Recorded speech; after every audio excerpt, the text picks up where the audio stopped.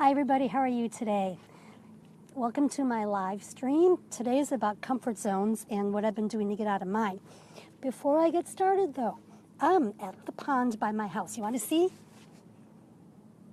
This is one of my favorite places to come. And when I got here, there was a great egret. And he flew off as soon as I started walking over to this picnic table, which is a shame because I didn't get to really admire him because I love big birds. So what I want to talk about today is comfort zones and why it's important to get out of them. And I'll tell you what I've been doing lately with mine. One thing I say to clients all the time is that everything you want is just outside your comfort zone. If it weren't, you would already have it. So it's really important as far as, reaching our goals and living the life of our dreams, that we consistently do what makes us uncomfortable. Step out of our comfort zone. Hi, thanks for being here. Hey, everybody, as you come in, say hi so I can acknowledge that you're here.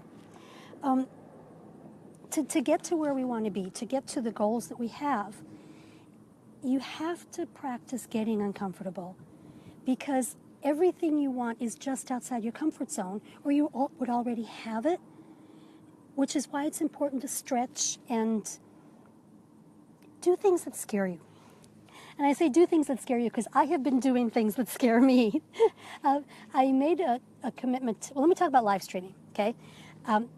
When Periscope first came out, I was one of the early adopters. It had been out for like a month, and I downloaded the app and started watching people and commenting in their broadcasts, and it was really, really cool. And after a couple of days, I thought, you know what, I think I can do this. So I started doing broadcasts just periodically, but every time I sat down to do a broadcast, it was like starting over. I would get myself all set up, I'd be ready to go, and I couldn't push the dang start button. And I did a bunch of broadcasts last year, but not a whole lot all at once, so they were all kind of spread out. And then I finally just gave up on that idea. I thought, this just really isn't working for me. Well, then, Facebook Live came out, and I thought, well, I should give this another whirl. And I stumbled upon a Facebook live stream challenge, and I started doing that. And it was the catalyst that I needed. I have been consistent with live streaming. Am I comfortable? No, no, I'm not. But it's easier for me to do. And I have been doing, for a few weeks now, I've been doing like 4 or 5 a week. And what I do too, to make sure that I stay consistent, is beginning of the week, I make a Facebook post. This is my live stream schedule for the week. This is what I'm going to be talking about. This is what we're going to be tapping on. If there's anything you want to see covered, just let me know. Because if I can take that 30 seconds of courage and make that post, it's going to help me have the courage to show up. So I was doing this live stream thing, this challenge, and I was being consistent, and I thought, there was a day that I was already going to be at Starbucks, and I thought, well, let's be brave. Let's broadcast from Starbucks. And I brought my tripod. I forgot my mic that day. I brought my tripod, and I thought, yeah, this isn't that hard. I've been consistent lately with these live streams. Let's give this a whirl. And I found the perfect table. It was up at the front. There was some light coming in, and I was away from the noisy machines. And I got myself set up, no worries. Typed in my title, no worries. Press start, no worries. But every time the door opened, it threw me. Not one of my best live streams. But I did make a mental note that was pushing me. That was stretching me out of my comfort zone. Just like doing live streams in general was. So I thought I need to do that again. So today I came over to my pond because the weather's finally gotten decent here in Texas. It's really nice today. There are some people over there. But as you can see, I'm okay. I'm okay. So live streaming, being consistent with live streaming, was very scary to me. I'm getting more comfortable with it. I can pretty much make it through a live stream without choking. And I would say it's getting easier. It's not easy. So as I was starting to get into the flow of that, a friend of mine who is a coach threw another challenge in front of me. She started doing these things that she calls virtual teas. It's just to get to know. It's not about pitching yourself to somebody or having them pitch themselves to you. It's not about sales at all. It's just about having a conversation.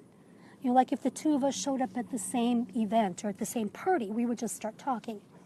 So she challenged me, because she had started doing this, and she was getting a lot of response. People were booking a lot of these virtual teas with her. So she said to me, Lynn, you need to start doing these too. And I thought, Amanda, no, I don't, because it sounds scary and it's intimidating, and no way, I'm not going to do that. And she had, we talk regularly, and I see her Facebook posts, and I knew she was having a lot of interest in her virtual teas. A lot of people were booking appointments with her, and people were even saying to her, this is such a great idea, do you mind if I steal this idea? And we had another conversation last week, because we talk regularly. We had another conversation last week, and she was talking about these virtual teas, and she says, you should really do them. And I thought, no, I shouldn't. But I think it's because I have been practicing doing what makes me uncomfortable with these live streams. And the very next day I woke up and I thought, you know what? I should do these virtual teas. So in a moment of courage, I put a post out there, and I posted some stuff in some Facebook groups that this is what I'm doing. This is what a friend of mine is encouraging me to do. And I am intimidated by it, which is why I need to do it. And this week was the first week I've had conversations. So I had some yesterday, I had some today, and you know what? They weren't that scary. I didn't die. Was I uncomfortable? Oh, heck yeah. But then leave it to Amanda to push me further. Over the weekend, she had just got this idea that these virtual teas were so popular and people were just loving the idea. She decided that she was going to create a Facebook group for virtual teas, but not make it a just get to know each other kind of thing. Make it a virtual networking thing. So these virtual teas are now a network group. And over the weekend, she sent me an invitation to her group, and I took a look at it. She's still structuring it all, so there's really nothing going on there at the moment. She's putting it all together. But she did have the purpose of the group up, and I read that, and I thought, nope, sounds pretty scary to me. Don't want to do that. Count me out. It looks very intimidating. And then I thought, oh shit, this intimidates me. That means I need to do it. So I accepted the invitation to her group, and like I said, there's not a lot going on in there right now, but I think so many times we settle into our routine. And life is just, life is constant, we've got a routine going, the things that we do every day, and we get comfortable. But for anybody that wants to do more, for anybody that wants to be more and have more, being comfortable is not the place to be, because being comfortable is status quo. As long as you're comfortable, all you will ever have, be, or do is what you've got going right now. And to reach your next level, to be more than you are now, to make a bigger impact than you are now, to make more money than you are now. Hey, Sharon, thanks for joining me. You have to not be comfortable, because in that comfort zone, it's just a repeat of every single day. This is what I do. This is the way I do things. And nothing's going to change for you until you decide that you need to be uncomfortable. Because like I said before, everything you want is just outside your comfort zone, or you would already have it.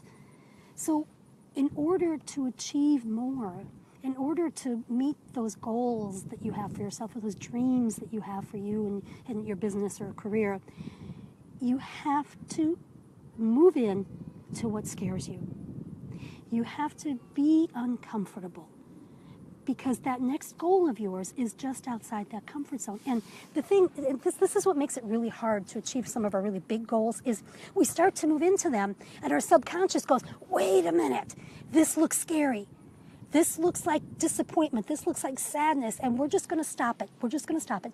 So the subconscious throws up some self-sabotage to protect you from getting hurt, to protect you from being disappointed. And it's a fine balance between allowing yourself to be uncomfortable and being paralyzed with moving forward. So find something that stretches you just a little bit. Something that seems scary but not terrifying. For me, live streaming was one of those things. That was just, every time I did it, it just took me forever to hit the start button. But now that I have been regular for, 3 weeks now, I think it is, I've been doing 4 or 5 live streams a week, I'm getting more comfortable with it. I still need to really ground myself before I start so that I'm not too scared and I am coherent. But I've noticed that it's getting easier, so now it's time to move into something else that makes me a bit uncomfortable. And then there was my friend Amanda with, you need to be doing these virtual teas. But it's been kind of interesting because I have not made the conscious decision to move into what makes me uncomfortable. It kind of happened with the live streaming thing because I was doing it last year but not consistently, and I thought I need to revisit this now that Facebook's got their live streaming application too. But somewhere along the way it turned into, let's practice being uncomfortable. When something comes our way and we go, oh, hell no, that scares the shit out of me, make it a yes. Make it a yes. Because we have to get comfortable being uncomfortable. And that's an easy thing to say and not an easy thing to do. So start with some of the easy things. Start with something that is only a little scary instead of absolutely terrifying, and practice it. Acknowledge that it is uncomfortable, but also know that that's exactly what you need. Because what stands between where you are now and where you want to be is that comfort zone. And unless you really make a decision to move into something that makes you uncomfortable, your subconscious is going to keep you where you are because it wants to keep you safe. So that's my story of me stepping out of my comfort zone. And here I am. There's people over there, and I'm not terrified. So I give myself a big pat on the back for setting up my tripod and miking up, even though there's people over there looking at me. Because the first time I tried that, it didn't go well. So find something that's a little scary, but that will not immobilize you. And just keep stepping into it. Well, that's my little rant about comfort zones and talking about what I've been doing lately. So, yeah, I'm interested in what would be your next step for getting out of your comfort zone. So, leave a comment or message me or something, and let's talk about it. So I want to thank everybody for being here today. I am doing another live stream at the same time tomorrow. I have to remember my title. Oh, I know what it is. Okay. It's The Energy That Changes Everything. So hopefully you'll be able to join me tomorrow at the same time. If not, you can catch up with me on the recording. So thank you all for being here. Bye.